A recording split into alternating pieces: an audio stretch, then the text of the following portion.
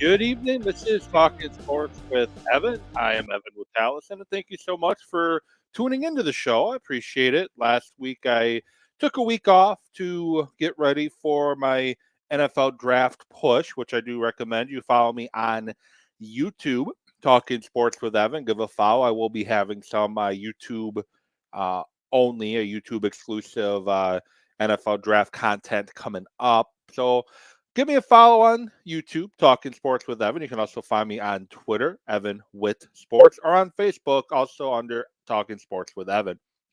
The NFL Combine just finished over the weekend. Lots of things coming out of the Combine, and I'm going to spend some time giving my thoughts on the NFL Combine as a whole and what to expect for what the biggest, I guess, things that I take from the Combine.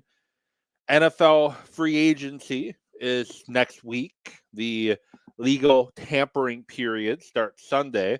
The Packers have some flexibility for the first time in a couple years to maybe make some moves.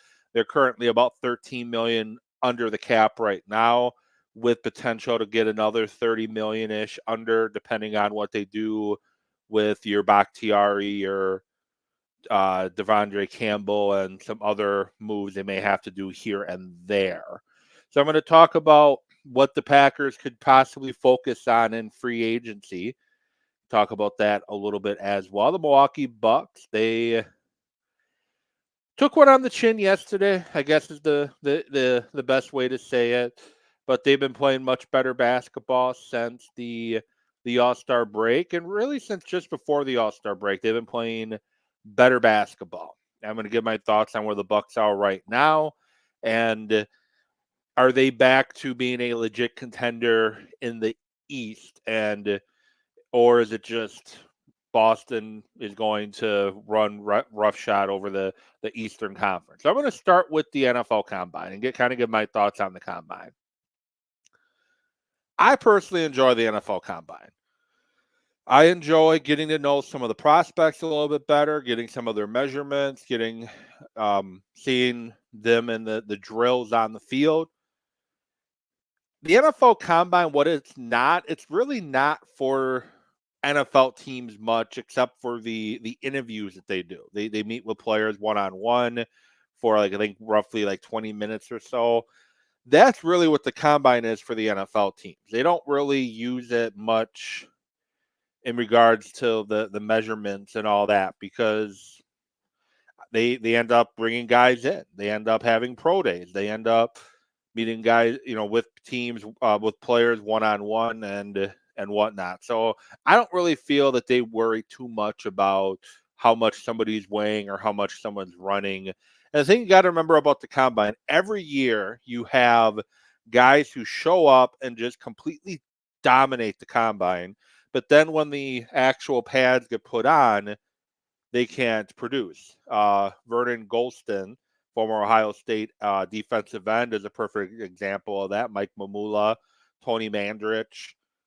The list can go on and on. They think his name was Mike Jones or Matt Jones, former quarterback of Arkansas, who unfortunately is now deceased. But he played, Matt Jones.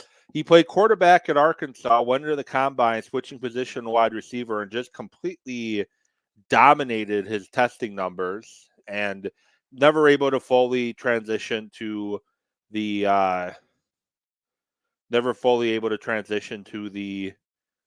position. So basically the point I'm making is we see guys all the time who put up huge numbers at the combine um, who can never actually transition. And my apologies, I thought Matt Jones was deceased. I got confused with another former quarterback. He is very much alive, so I apologize for that. Yeah, I do very much apologize. I got it confused with Ryan Mallett for a second. So my apologies. But anyways, as I said, we see combine numbers all the time that are overinflated. Ultimately, at the end of the day, the tape doesn't lie. And I know there's one player in particular for safety from Miami, Cameron Kinchins, who had a very bad combine, he looks like a good athlete on film. And I know we as fans and people in the media are talking about how he's going to plummet in the draft. But at the end of the day, he has his pro day. Teams are going to go to that. He's going to be brought in to meet with teams. And ultimately, like I said, film doesn't lie. But with that said, were some people at the combine that I'm pretty confident saying were winners at the combine. Troy Futanu, offensive lineman from Washington. There's going to be a lot of offensive linemen taken in the first round of the draft. There's just going to be. There's a quarterback, wide receiver, offensive line. Those are positions that are going to go early in the draft, especially in the first round, especially after what some of the numbers people put in at the combine too. Futanu is he played left tackle in college, probably going to be a guard at the NFL. Very good arm length, very good ability as an athlete, and just very good lineman overall. And he definitely improved his stock quite a bit during the combine. Braden Fisk, Florida State defensive tackle, used to play at Western Michigan, transferred to Florida State to up the talent level a little bit. He had a pretty good 40 time. Other metrics look good. On-field drills, he looked very good. He looked the part, and he played really well at Florida State, and now looked the part against better competition. Other guys I liked, Adonai Mitchell, wide receiver from Texas, 6'2", transfer from Georgia. Had a good broad jump, good athletic profile, good size, and he ran really well at the combine and looked good in the drills. My favorite in the draft, and one person who I would love to see the Packers end up getting, Mitchell from Toledo. And you see the small school. You see that he went to Toledo. You see the small school. You automatically think he doesn't have what it takes to compete against the big boys. He was the best player on the field in every single game that he played, even against the bigger Division I schools. He was the best player on the field. He dominated in the Senior Bowl, and he continued to dominate in the combine as well. And he's one I would not mind if the Packers moved up in the draft to try to get. He's not going to be there at 25, but one thing with Brian Gutekunst you do know is he's not afraid to trade up. Jair Alexander he traded up for, Savage he traded up for, Jordan Love he traded up for, Christian Watson he traded up for. He's not afraid to move up in the draft to go get somebody he wants. He's also not afraid to trade back either, because the year they drafted Alexander, they traded back, and then they traded back up. Jared Verse from Florida State, another guy that looked very good at the combine. Another smaller school guy that went to a bigger college like Florida State to try to show against better competition. He definitely looked the part. Guys who I were not that impressed with. Obviously, the safety for Miami I just mentioned. He had a disappointment. The Cameron Kinchins didn't have a good combine. He's one that you now have. I know I mentioned that teams they're not going to be scared off too much by how he tested, but going to be it's hard to justify taking him too early with the numbers that he ran and the ability, like the 3-cone drill, the 40 and all that other stuff. He didn't look that athletic on the combine. And maybe there was an injury we didn't know about. Maybe he was dealing with an injury. But at the end of the day, he didn't look good at the combine. He just did not. Bucky Irving from Oregon, running back. Packers do need a running back, and Irving was one that I was a little interested in, even though he's kind of on the smaller side. He's very, on his film in college, he looked very explosive. Didn't look like that at the combine. Blake Fisher, offensive tackle, who I kind of wanted later in the draft, potentially for the Packers. he didn't test very well either. Other guys that did test well, Cooper Beebe, Kansas State. The offensive lineman from Duke right now is getting all the love, which deservingly so. He is a hell of an athlete, hell of a player on film. He looks the part, and he can play center. He can play tackle. He can play guard. Very multi dimensional at the position. And team, especially like the Packers, like the Graham Barton is a guy from Duke, 6'5", 314. Packers like a lineman that can play a lot of different areas. Unfortunately, he's not going to be available. He can be available at 25, I guess is what I should say. But I don't know if I want to take him in the first round. The Packers have such the track record of finding offensive linemen later in the draft who end up being really well. In fact, you look at the offensive line that started the majority of 2023. Zach Tom was a later round pick.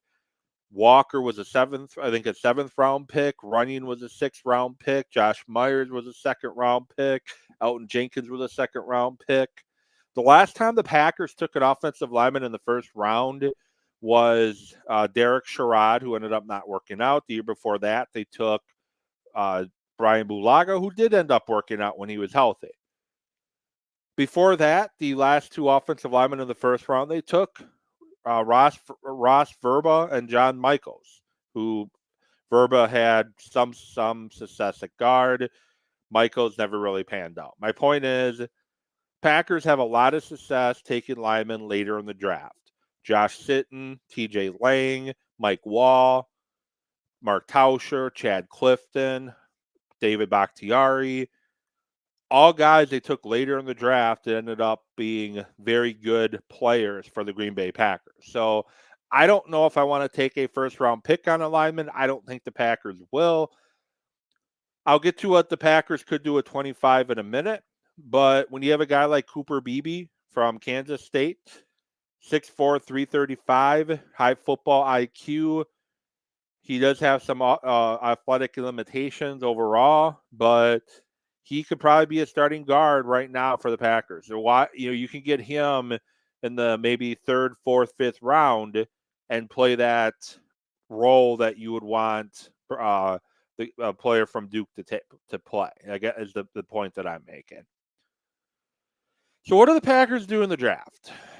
There are a million, maybe not quite a million, but there are a lot of mock drafts out there right now. A ton of mock drafts out there right now that are predicting on what the Packers are going to do in the first round with the 25th pick. The Ringer has the Packers taking Jackson Powers Johnson, offensive lineman from Oregon, in the first round. I know I mentioned that I don't necessarily envision them taking an offensive lineman. The Cooper DeJean from Iowa is one that I've seen mocked to the Packers in a lot. He's a corner safety slot type player. Don't really know for sure where he's going to play, but you are going to get a very good football player when you take him. You just got to figure out what to do with him. The guy I mentioned from Duke is one player who I've seen being mocked to the Packers quite often. Linemen from Arizona, from Oklahoma, all guys who I've seen mocked to the Packers. And ultimately, what I think the Packers are going to do, I think there's one of two things they're going to do. I don't think they're going to pick a 25. And you're hearing it here first. I don't think the Packers are going to pick it with the 25th pick. That means they're going to do one of two things. They're either going to trade up or trade back in the draft. If there's somebody Gutekunst wants, like maybe Mitchell from Toledo, maybe somebody else, I think he's going to go up and get him. If the 25th pick rolls around and the value's just not there at that 25th pick, I honestly see the Packers trading back with a team that wants to get back into the first round to maybe take a quarterback to get that quarterback on the extra year with the fifth-year option and getting an additional second-round pick. I don't think it's any debate. The biggest needs for the Packers right now are in the secondary, safety in particular. They could use a whole new safety room, which I'll get to safeties in a minute, because there are a lot of safeties now available in free agency. But they need a whole new safety room. They need maybe another corner or two. They could use another linebacker. Campbell, don't really know what's going to happen to Campbell. The thing is, you're running a new defense. You're bringing in a new defensive coordinator, running a new defense. You need pieces that can fit, and safety play is very important in this Packer defense that is likely going to play. They need a box safety and a deep safety in Hafley's scheme. And this is the draft. Not a lot of good safeties in this draft. There's like probably 3 or 4 that are really good and a couple corners that can move to safety. They need a slot guy. Even if Nixon comes back, they need a slot guy. Nixon, not very good out of the slot, in my personal opinion. I don't think he played well at all in the defensive backfield in 2023. Offensive line depth, John Runyon may or may not be back. I think you can improve that position. I wouldn't necessarily rush to bring John Runyon back because I think you can improve the right guard position by bringing in a veteran offensive lineman or drafting a BB, for example. I think you can potentially upgrade there, and I think you should.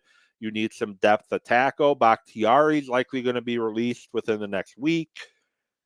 Yash Nijman is likely going to not be back, and you have Walker and Tom pretty much at tackle. So you need another tackle to improve that room. The edge position is a big question mark after you get past Preston Smith and Rashawn Gary. Big question marks. Lucas Van Ness, last year's first-round pick, showed flashes at times that he can be an NFL player, but he's still young. And with Ingambare's injury, he torn ACL, going to miss quite a bit of time more than likely before he's ready to come back. You need another guy or two that can rush the passer. Running back, Aaron Jones. I'm about 90% sure that Aaron Jones is back in Green Bay next year. They're working on basically trying to free up some cap room with that Aaron Jones contract, a.k.a. trying to get him to take yet another pay cut. But if they can't work something out before the start of the league year, he may be released. And if he is released, doesn't mean he's gone, but it doesn't look good. Either way, Aaron Jones is getting closer to that 30. 30 is 30, 31-ish is when running backs completely fall off a cliff sometimes. You need a running back to kind of give you similar skill set to Aaron Jones behind him. So when Aaron Jones, if he is back, misses a couple games like he always does, you need a running back that can give you what Aaron Jones does in both the passing game and the running game. A.J. Dillon's likely not back. It's not looking like they're going to bring him back. So you need another big bruising tailback. Those are all areas that they need to improve talent and depth in. And I wouldn't be surprised if they take a wide receiver in this draft. And I know what you're thinking.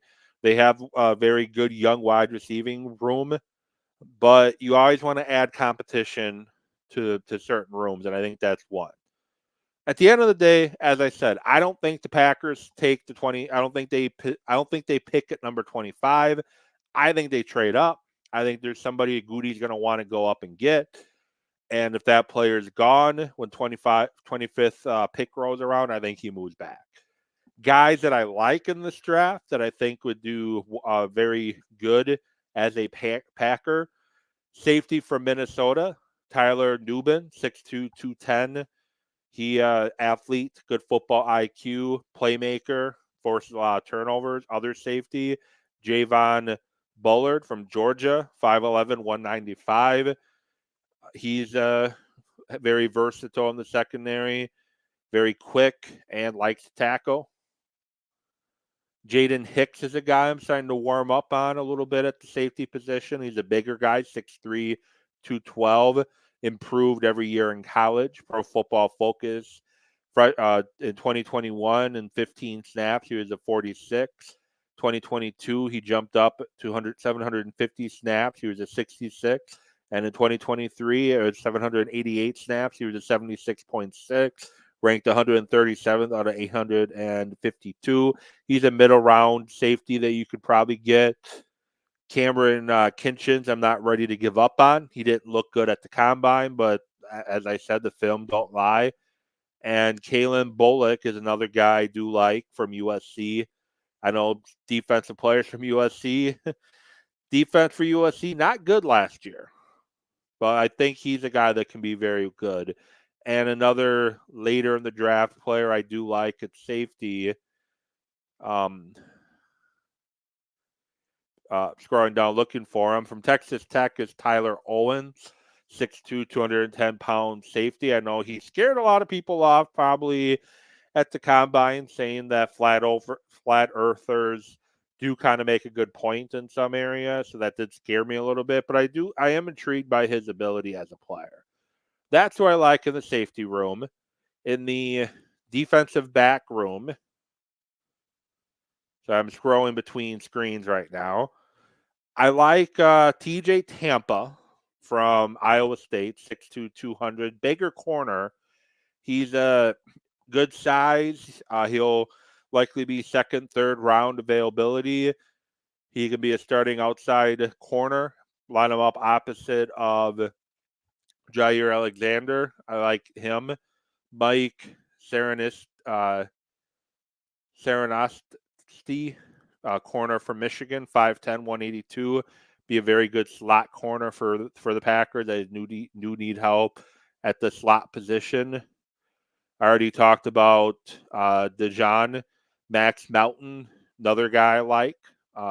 Brother of Bo Melton. Not the reason why I like him, but I like him because he can play. He can play outside or can play in the slot. He has inside-outside versatility, can add some depth to that room. And even though his weight's a little below the Packers threshold, I did like Nate Wiggins, 6'2", 173. If I'm the Packers, he's one, which they've done in the past. I kind of look the other way with that weight. He's one I pick. And then I did mention Mitchell, safety, a corner from Toledo. He's one that I would move up to get, 6 foot, 200 pounds. Very good outside corner, and I think he'll be an instant impact. That's kind of it, and that's where I kind of think the Packers need to focus on is those positions. Some edge guys I like. Doubt he'll be around, but Latu from UCLA, good size, 6'5", 265, be a bit of a project for the Packers, and get him in there with Gary and Van Ness and Smith. Got an even better edge position. You can never have too many edge guys. Chop Robinson, I'm not really sold on. I think he's a really good athlete that isn't a very good football player. Darius Robinson from Missouri, 6'5", 296, is a defensive lineman that I do like. And then Marshawn Nealand from Western Michigan, edge player. I know he's a little shorter than you're probably looking for at 6'3", but at 275. He'll be a good defensive end in the NFL as well. So ultimately, Packers have a lot of options to pick from to fill their needs, to improve their roster. And as I did mention, there is a lot of safeties available now due to guys being released. Antonio Winfield, he got franchise tag, so he will likely not be available for the Packers. Justin Simmons got released today from the Broncos. He is 30, but he still, I think, has a lot left in the tank. And the thing is, if you do sign Simmons, he was released. You don't have to you don't lose comp pick for bringing him aboard. The sexy name out there, which I wouldn't mind in Green Bay, is Xavier McKinney, just 24, soon to be 25 years old, has some injury history in the NFL, but you don't have a 24, 25-year-old safety become available every day. That's one that I would look at. Jordan Pryor, I think, could be a good value in the room. Geno Stone, he's one that I would consider bringing in. Jordan Fuller from the Rams is one. Quande Quande Diggs from Seattle just released, one that I would potentially look at bringing in. Again, you don't have to give up the comp picks for him. John Johnson from the Rams is one. Kevin Bird got released from the Eagles. Can always give him a try. And Jamal Adams, he got released from the Seahawks, only 28. Been a bit of a liability at times in coverage, and he's been a bit overrated. But maybe you get in the right situation, and he ends up being kind of what you're missing in that room. Other guys to take a look at: Jeremy Chin from the Panthers is one that I've always been a fan of, even though he's in Carolina. Best thing to keep in mind when it comes to the safety position is I think the Packers are going to sign. I'm not saying they're going to be big name free agents. They don't tend to make big splashes, and although they have some money to make some moves, they don't have a ton of money to make big sexy moves. But I think the Packers do sign at least two safeties, and Xavier McKinney I think is a possibility, even though he's going to be a high priced player. Packers defensive backs coach was his coach for a year at Alabama, and he did make a comment about that in an interview with Kay Adams that his position coach from Alabama is currently in Green Bay. Maybe he wants to play with his position coach again. I don't know. Maybe but I think he's one that's going to be looking for a lot of money. But I also think the Packers are going to sign free agents who were released, meaning cap casualties, because as I mentioned, you get released from your contract. You don't, if the Packers sign them, they don't have to give up potential to get comp picks for free agents that leave their team. And I think Goody loves his draft picks. He loves his compensatory picks. I think he's going to look for guys that are going to help him in that camp. The 1 year he did sign guys who limited that was Darius Smith, Preston Smith, and Adrian Amos and Billy Turner. And he didn't have any of those picks in the following draft. I don't think he makes that not really a mistake, but I don't think he does that again. And I think he does what he can to keep his picks for free agents that he's going to be losing. So I think the Packers sign two safeties. I think they draft at least two safeties. For the Packers to be taken serious as a contender, for the Packers to be taken serious as a legit playoff contending team, they need to significantly improve the back half of their defense, especially the safety room. And I think they're going to target that area like wide receiver in the past 2 years in the draft. I think safety is going to be that position this year. And I know we're annoyed because they're going to use another first-round pick on a safety or on a defensive player. I mean, once again, when are things going to finally come together? Now we have a new scheme, and with that new scheme, we got to get some new ingredients for Jeff Hafley to have. As I mentioned earlier, Packers are about $13 million under the cap right now with the additional cap space that was given with the jump in the cap, plus some restructurings that are already done. They have some restructurings they can still do to get some more money, and then obviously they can clear $20 million in cap space by moving on from David Bakhtiari. Which, where would David Bakhtiari go? I know the popular answer is he's going to run to New York to go play with Rodgers, but we'll see if he wants to go play at MetLife Stadium with their turf that he is not a big fan of. So I know I mentioned I was going to talk some Milwaukee Bucks, but the Combine and NFL Draft Talk kind of took over the show. I will get back to talking Milwaukee Bucks next week for Talking Sports with Evan. Make sure to tune in. I will have a show on Tuesday, and that's where I will talk Milwaukee Bucks. And then I'll have a show probably Thursday talking specifically NFL Draft, which will be a YouTube exclusive show, which you can find on YouTube. Subscribe, Talking Sports with Evan. Thank you so much for tuning in. I will get back at you next week. Have a good rest of your week. Have a safe and wonderful weekend, and I'll get back at you next week. Good night, everyone.